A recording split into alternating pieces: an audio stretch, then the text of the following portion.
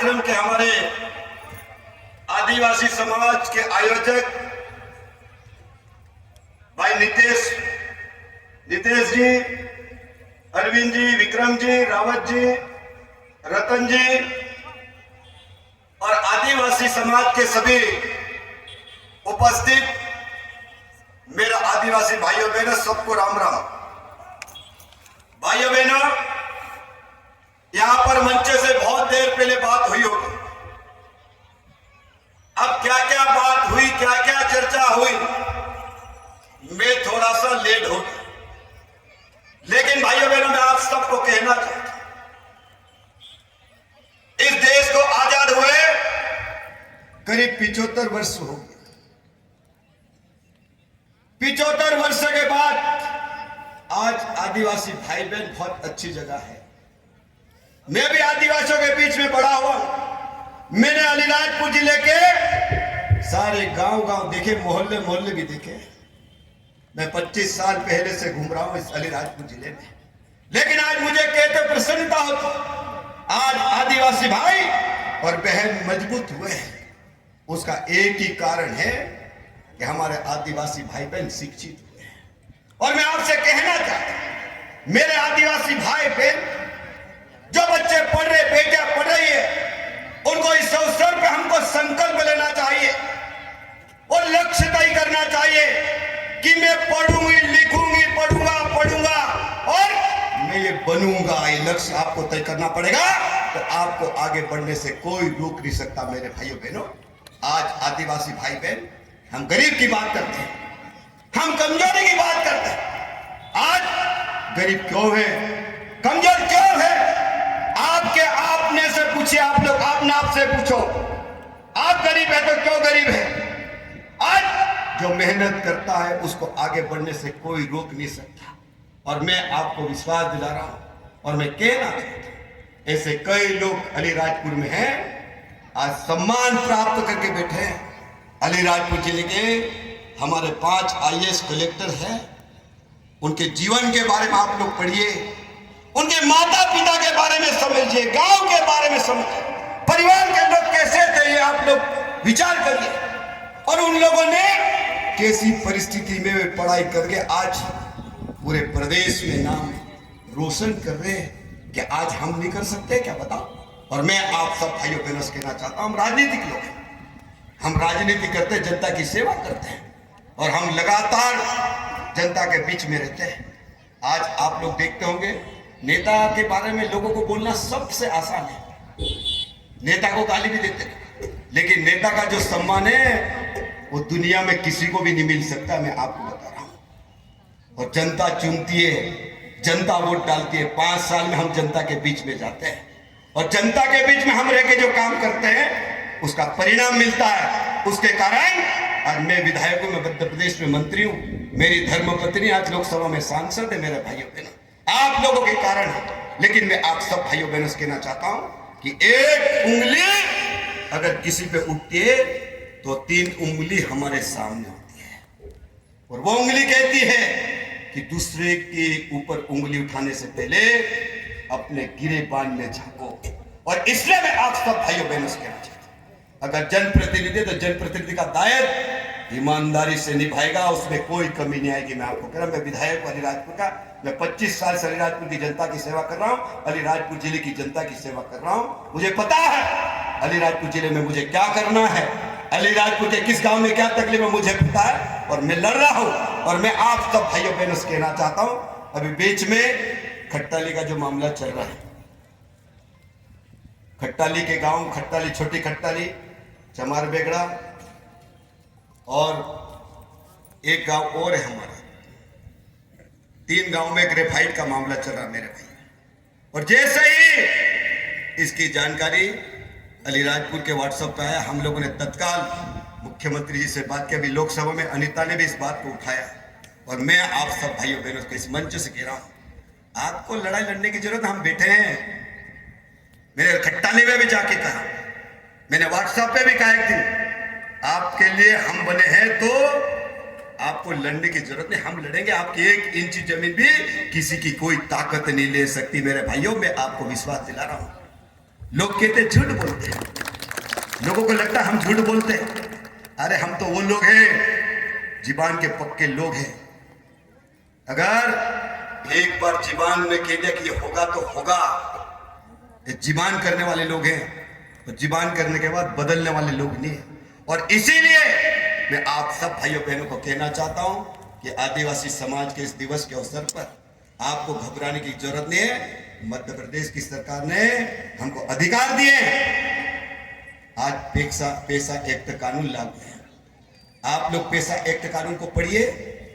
पैसा एक्ट कानून में जब तक हमारे गांव के लोग, गांव के सरपंच, पटेल, तड़वी, पैसा एक्ट का अध्यक्ष एक अगर कह दे कि इस जमीन को हाथ भी नहीं लगा सकते कि तो किसी को ताकत ही नहीं है। ये अधिकार हमारे पास है, अधिकार है, लेकिन उसको पढ़ने की आवश्यकता, समझने की आवश्यकता है।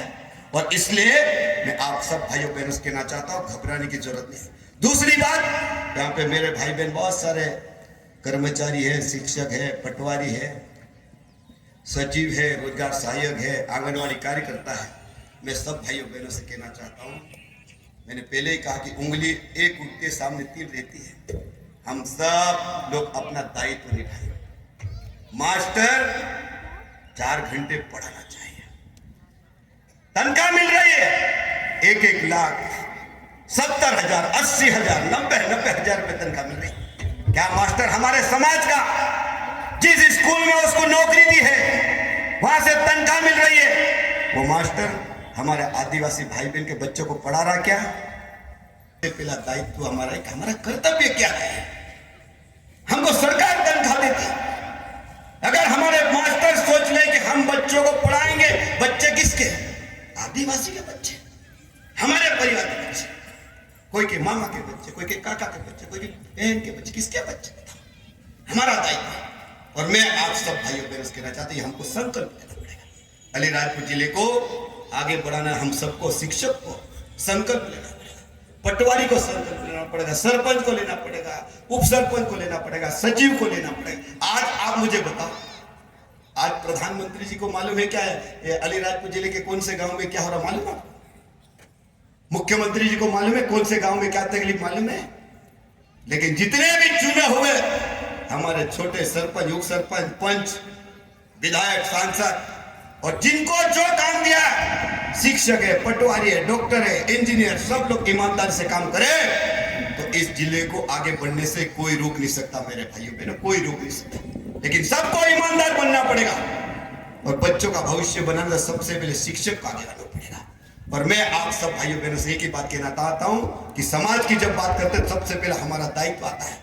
और मुझे विश्वास है कि आप इस दिवस पे संकल्प लीजिए भाइयों बहनों कि हमारा जो दायित्व हम पूरा करेंगे। कभी कभी देखते हैं, आज बताओ अलीराजपुर जिला कितना छोटा है। अलीराजपुर जिला 1 घंटे में कोई से भी कोने में जा सकता है। 1 घंटे में कोई से भी कोने में, अलीराजपुर साहब जाओ, 1 घंटे में कोई से भी कोने में जा सकता है। आज बताओ, बहुत सारे हमारे लोग जो सेवा करने वाले लोग कहते हैं कि बहुत दूर है साहब, कैसे जाए? अब मेरे को बता, इंदौर में बच्चे पढ़ते कितने दूर जाते भाई? आज इंदौर में रहते 20-20, 30-30 किलोमीटर लोग रहते, फिर क्या कहते हैं कि नहीं मैं इंदौर पढ़ रहा हूं। और इंदौर रहते उन बच्चों को पूछो कि पढ़ने के लिए कितने दूर जाते हैं, नौकरी करने के लिए कितने दूर जाते हैं? लेकिन हमारे यहाँ का जो अधिकारी है, कर्मचारी कहता है कि बहुत दूर। अरे हम समाज की बात करते हैं, समाज के उत्थान की बात करते हैं, तो क्या थोड़ा सा कष्ट नहीं उठा सकते हैं क्या? बताओ, हमको उठाना चाहिए, क्योंकि हमने समाज के उत्थान का बीड़ा उठाया है। और इसलिए मैं आप सब भाइयों बहनों से एक ही बात कहना चाहता हूं, हम सबको संकल्प लेना। दूसरी बात, आज हम सब आदिवासी समाज के नाम से मंच से आदिवासी समाज की बात तो करते हैं, लेकिन कभी आप लोगों ने देखा अलीराजपुर जिले में, झाबुआ जिले में हमारे आदिवासी भाइयों बहनों को कुछ लोग ईसाई बना रहे हैं, धर्मांतरण करा रहे हैं? क्या हमारे आदिवासी भाई बहन जो पढ़े लिखे शिक्षक, किसी ने यह मुद्दा उठाया कि हमारा आदिवासी भाई अगर ईसाई बन जाएगा, धर्म बदल लेगा, तो आप आदिवासी कहलाने लायक बचोगे? कहलाने लायक बचोगे? सबसे बड़ा झगड़ा यही है इस देश के अंदर कि हमारे आदिवासी भाई ईसाई बन रहे हैं। अरे मां को मां नहीं कह रहे, बाप को बाल नहीं कह रहे, हम भगवान का नाम नहीं ले रहे हैं, राम राम नहीं बोल रहे हैं, जय यीशु बोल रहे हैं। सबसे बड़ा झगड़ा ये, क्या मेरे ईसाई बनना चाहिए? क्या हमारे भगवान में कोई कमी है? क्या हमारे बाबा देव में कोई कमी है? क्या हमारे खत्रियों में कोई कमी है? क्या गणेश बाबा में कमी है? क्या हनुमान जी में ताकत में कमी है? आज मैं आप सब भाइयों बहनों से कहना चाहता हूं, आज हम भगवान बिरसा मुंडा को पढ़ते हैं, भगवान मानते हैं बिरसा मुंडा को। बिरसा मुंडा जी ने क्या लड़ाई लड़ी है समझने की आवश्यकता। आज टांटिया मामा के नाम से हम दिन रात हमारे भाई बहन बेटा बेटी नाचते हैं, लेकिन टांटिया मामा ने कौन सी लड़ाई लड़ी है हमारे लिए? आज गांव गांव में टांटिया मामा की चर्चा होती है और चौराहे चौराहे पे उनकी मूर्तियां स्थापना हो रही है। क्या कारण है? क्यों लग रही है? क्या लड़ाई लड़ी लोगों ने? ये हमको समझने की जरूरत है। और इसलिए मैं आप सब भाइयों बहनों से कहना चाहता हूं, हम सब संकल्प ले कि शिक्षा का स्तर बनना चाहिए जो दायित्व पूरा निभाए। और मैं आप सब भाइयों बहनों से कहना चाहता हूं कि अभी 15 अगस्त को देश आजाद हुआ है। 15 अगस्त भी आज 9 अगस्त हो गया ना, 15 अगस्त भी आ रहा है। हमको आजादी मिली है, अंग्रेजों से आजादी मिली। आजादी ऐसे कोई अगरबत्ती ने थाली ने फूल में नहीं मिल गए मेरे भाइयों बहनों। ये देश को आजाद कराने के लिए कई क्रांतिकारियों ने बलिदान दिया है, कई लोग लड़े, अंग्रेजों से लड़ते लड़ते कई परिवार बर्बाद हुए। उसके कारण आज हम लोगों को आजादी मिली है और हम गर्व से तिरंगा झंडा बनाते हैं, तिरंगा फहराते हैं। मैं आप सब भाइयों बहनों से कहना चाहता हूं कि आज ये आदिवासी दिवस है, हम संकल्प लें कि 15 अगस्त के पहले हर घर तिरंगा झंडा लहराना चाहिए। लहराना चाहिए, बताओ, अरे लहराना चाहिए, लहराना चाहिए। हर घर तिरंगा झंडा ये लहराया कि नहीं? आप लोग लहराया कि लहरा? इतने लोगों के बीच में तिरंगा झंडा हमने लहराया। हर घर तिरंगा झंडा लहराना चाहिए, संकल्प लेना चाहिए। और इस अवसर पर हम संकल्प लेना चाहिए। अभी बारिश भी चल रही है, बारिश में हमको संकल्प लेना चाहिए कि हर घर वृक्षारोपण होना चाहिए। होना चाहिए कि नहीं होना चाहिए?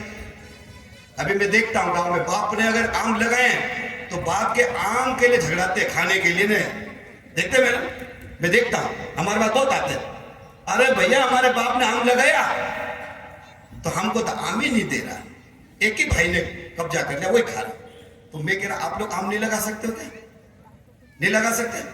हर घर आम लगना चाहिए, कटहल लगना चाहिए, जो आपको अच्छा लगे वो वृक्ष रोपण करिए मेरे भाइयों। पर इतनी शानदार बारिश हो रही है और मैं कह रहा हूं जिन लोगों ने बरसात में पहले आम लगाए, कई सालों से जो लगाए, मैं आपको उदाहरण दे रहा हूं। एक मेरा आदिवासी भाई आया, उसने कहा मेरा 8 लाख रुपए का आम निकले, एक ने कहा 10 लाख रुपए के निकले, और एक मेरा भाई है उसने कहा मेरे घर में 22 लाख रुपए का आम निकले हैं। क्या हमारा आदिवासी भाई और नहीं लगा सकते क्या? ये संकल्प लेना चाहिए।